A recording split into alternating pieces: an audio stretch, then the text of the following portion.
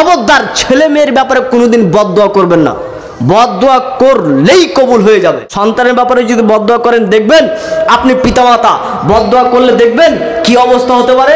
দেখেন বানি ইসরায়েলের একজন ব্যক্তি নাম হচ্ছে জোরাইজ। জোরাইজ গির্জাতে ইবাদত করত। গির্জাতে ইবাদত করছে জোরাইজ। ইবাদত করতে করতে সলাতে দাঁড়িয়েছে, তার মা এসেছে। মা এসে পিছন দিক থেকে ডাক মারছেন, ইয়া জোরাইজ।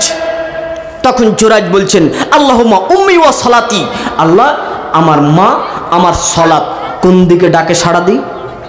ও এইভাবে ডাক দিতে দিতে সলাত পড়তেই থাকলো। আবার জোরাইজের মা বলছেন, ইয়া জোরাইজ। তখন জোরাইজ বলছেন, আল্লাহুম্মা উম্মি ওয়া সালাতি, আল্লাহ আমার মা আমার সলাত, কোন ডাকে সাড়া দিই। সলাত পড়তেই থাকলো। আবার বলছেন, ইয়া জোরাইজ। তখন জোরাইজ বলছেন, আল্লাহুম্মা উম্মি ওয়া সালাতি, আল্লাহ আমার মায়ের ডাক, এদিকে সলাত নামাজ, কোন ডাকে সাড়া দিই। নামাজ পড়তেই থাকলো। তখন জোরাইজের মা জোরাইজের জন্য বদদোয়া করছে, আল্লাহুম্মা লা তুমিতু হাত্তা ইয়ানজুরা ইলা উজুহিহিল মুমিশাত, আল্লাহ জোরাইজের অতক্ষণ পর্যন্ত আপনি মত দিয়েন না। জোরাইজের অতক্ষণ পর্যন্ত আপনি মত দিয়েন না যতক্ষণ পর্যন্ত না বেশ্যা মহিলার মুখ না দেখছে, অতক্ষণ পর্যন্ত না জোরাইজের মত দিয়েন না। 1-2 দিন পরেই দেখা যাচ্ছে একজন মেয়ের পেট থেকে বাচ্চা হচ্ছে। রাখালি মেয়ে, বকরি চড়াতো, ছাগল চড়াতো, মেয়েটার পেটে বাচ্চা, এখনো মেয়েটার বিয়ে হয়নি। এ বাচ্চা করলো কে? এই মেয়েটাকে ধরা হলো, বাচ্চাটা জন্ম নিল। তখন ওই মহিলাটাকে বলা হলো এই বাচ্চার বাবাকে।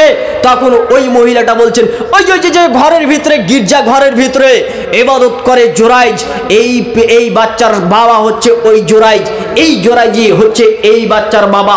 তখন জোরাইজের কাছে গিয়ে গির্জাকে লাত দিয়ে ভেঙে চৌচির করে দিয়ে জোরাইজের কলার ধরে মারপিট, কত রকমের না বেইজ্জত। জোরাইজ বলছেন, আপনারা একটু থামুন। জোরাইজ 2 রাকাত উজু, সুন্দর করে উজু করে 2 রাকাত সালাত পড়লেন, দোয়া করলেন।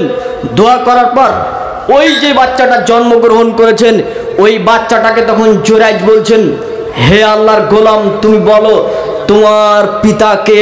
তখন ওই দুধের বাচ্চা, ছোট্ট বাচ্চাটি বলছে, আমার বাবা হচ্ছে ওই যে কিছুগুলো ছাগল রয়েছে, ওই ছাগলের যিনি রাখাল, এই রাখাল হচ্ছে আমার পিতা। জোরাইজ আমার পিতা নয়। তখন গ্রামের লোকেরা তখন জোরাইজকে এসে বলছে, জোরাইজ ভুল হয়ে গেছে, ক্ষমা করে দাও, তোমার গির্জা আমরা ভেঙে দিয়েছি।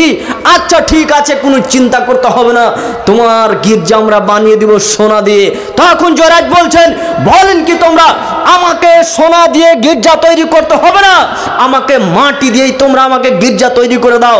আমি বুঝতে পেরেছি আমার এতগুলো ঘটনা হলো কেন। আমি আমার মায়ের ডাকে সাড়া না দেওয়ার কারণে মা আমার ব্যাপারে বদদোয়া করেছিল।